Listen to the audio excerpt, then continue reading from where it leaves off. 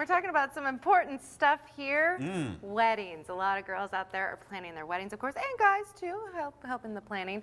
And that's what we're talking about today on Money Monday and Makeup Monday as well. Looking dapper this morning, know. David. I like the corsage. No, thank you. Good, David. Nice. Real quick, let's talk about the market. Asian markets, they closed up today, and Europe is still going gangbusters. They're still open yet. And then for us, for the pre-markets, we are looking at some big jumps here, 74 and 50, 725 for the S&P. So Cyprus situation, they reached an agreement yesterday, so everybody's excited. We're all set until the next crisis comes. All right, let's talk about wedding costs. Coming up in the next segment, we'll talk about ways people can keep their costs down.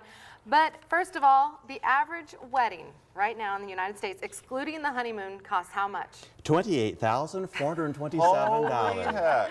It is. It's something, isn't it? It's hard to imagine. Now, I thought this might be kind of fun. Let's go through this and just talk about the averages. John, I want you to guess. What do you think the average engagement ring costs these days? $8,000. Oh, wow, okay. You're actually above. It's $5,431. Wedding gowns, $1,211. Groom's tuxedo, the grooms always have it nice, $230. Right, and take it back on the next morning, you're all set. Now, this number surprised me, David. Reception venue, $12,905. Right, That's exactly. expensive. It is Just very to- expensive. That's a party. That big party. And that's just to get the venue, or is that kind of including everything with That the includes catering? everything with Okay, it. all right. Even the Decorations, champagne. Right, Very nice. right. I'm still trying to wrap my head around this. $28,427. That's the average cost of a wedding these days.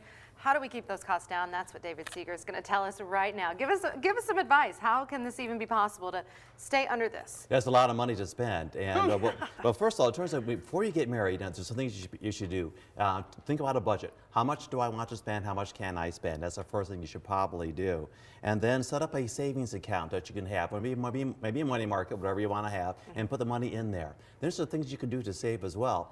Some things you could do is possibly, if to save on costs, move in together and save one check, just to have one check just to live on, and the other check you would have just to plan for the wedding. That's a great idea, right there. That works quite a bit there. And don't combine finances immediately, because sometimes things happen before the I-dos, so it's easier to take apart if you keep your separate accounts. Right. So one thing you want to recommend. Are there any websites that you would recommend as far as planning for weddings? There's a What lot. helpful The tools? knot.com is really good. I use the knot for mine. There's a budgeting component on there as well. You can figure how much something's going to cost you, or how much you can keep track of, keep you in line, make sure you stay on budget, things of that nature. That's a really good one to go to. Okay. Weddingwire.com is another one, and a practicalwedding.com, and that's like a blog. You can give your opinions, other people can give some opinions on what you have to say, Nice. and things of that nature. A lot of good things. All right. Sorry, it's so fast today. Of course, we have our breaking news that we're following, but all of this information, of course, will be on our website, northwestohio.com. And how can people get a hold of you, David? At glcu.com. All right. Thanks so much, Easy David enough. Seeger from Great Lakes Credit Union. Appreciate it.